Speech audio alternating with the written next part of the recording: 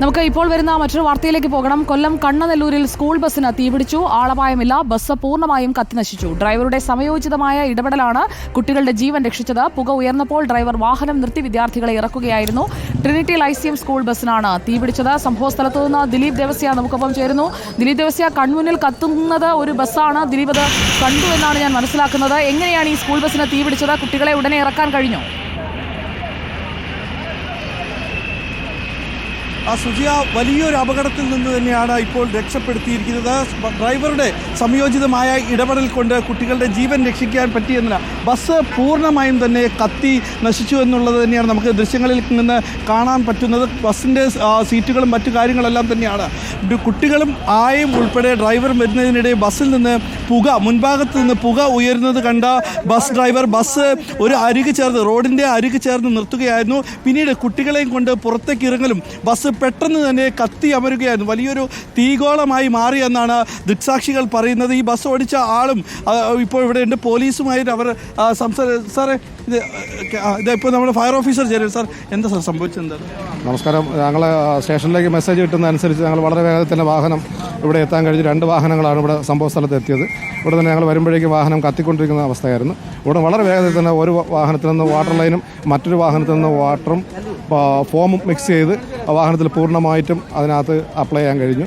2 length hospital 2 ലൈനായിട്ടിട്ട് വളരെ വളരെ വേഗതയിൽ നമുക്ക് ആർക്കും തന്നെ അപകടമില്ല. തൊട്ടടുത്ത് തന്നെ ട്രാൻസ്ഫോമർ ഉണ്ടായിരുന്നു. ഒരു 10 മീറ്ററിനകത്ത് തന്നെ ട്രാൻസ്ഫോമർ ഉണ്ടായിരുന്നു. അപ്പോൾ അത് വളരെ വേഗതയിൽ അതിനെ നമുക്ക് സംരക്ഷിക്കാൻ കഴിഞ്ഞു. ആ ഒരു ലൈൻ അങ്ങനെ കൺട്രോൾ ചെയ്തുകൊണ്ട് തൊട്ട് ഒരു 150 മീറ്ററിനടുത്ത് തന്നെ പെട്രോൾ പമ്പ് ഉണ്ടായിരുന്നു.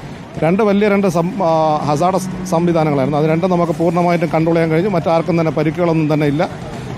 പിന്നെ വാഹനത്തിൻ്റെ ബോഡി ഭാഗം കത്തിയ അവസ്ഥയിലാണ്.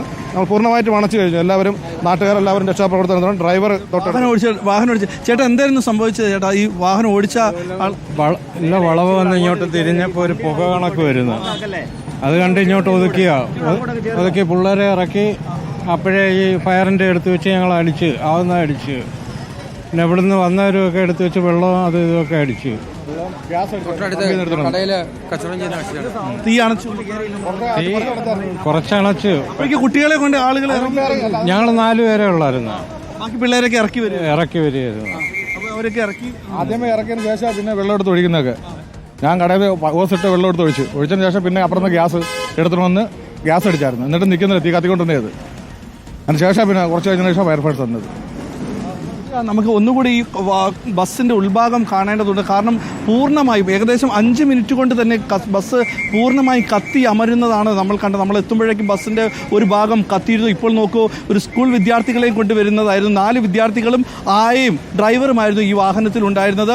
പുക ഉയരുന്നത് കണ്ട ഉടൻ തന്നെ ഡ്രൈവർ വാഹനം സൈഡാക്കി നിർത്തുകയും ഈ വിദ്യാർത്ഥികളെയും ഒപ്പം ആയയും ഇറക്കി വയ്ക്കുകയും ഉടൻ തന്നെ തീ അങ്ങ് ആളി കത്തി എന്നാണ് പറയുന്നത്. തൊട്ടടുത്ത് തന്നെ ഒരു പെട്രോൾ പമ്പും അതോടൊപ്പം തന്നെ ബസ്സിൻ്റെ ഈ തൊട്ട് മുൻപിൽ തന്നെ ട്രാൻസ്ഫോമറും ഉണ്ടായിരുന്നു. വലിയൊരു അപകടത്തിൽ നിന്ന് തന്നെ ഇവിടെ നിന്ന് രക്ഷിക്കാൻ കഴിഞ്ഞു എന്നാണ് നമ്മൾ വലിയൊരു അപകടമാണ് ദിലീപ്. കുട്ടികൾ സഞ്ചരിക്കുന്ന സ്കൂൾ സമയത്ത് കുട്ടികളെ തിരിച്ചു കൊണ്ടുവിടുന്ന ഒരു സ്കൂൾ ബസ് കത്തി നശിച്ചു കിടക്കുന്നതാണ് നമ്മൾ കൺമുന്നിൽ കാണുന്നത്. കണ്ണനെല്ലൂരിലെ കാഴ്ചയാണ് തത്സമയം പ്രേക്ഷകരിലേക്ക് ദിലീപ് ദേവസ്യ എത്തിയിരിക്കുന്നത്. സമയോചിതമായ ഇടപെടൽ, ഡ്രൈവറുടെ ആ സമയത്ത് തന്നെയുള്ള ആ കൃത്യമായ ഇടപെടൽ ആ കുട്ടികളുടെ ജീവൻ രക്ഷിച്ചു. വലിയ അപകടമാണ് ഒഴിവായത് എന്നുള്ളത് ആ ബസ് കത്തി അമർന്ന ദൃശ്യങ്ങളിൽ നിന്ന് തന്നെ വളരെ വ്യക്തമായി തന്നെ നമുക്ക് പറയാൻ കഴിയും.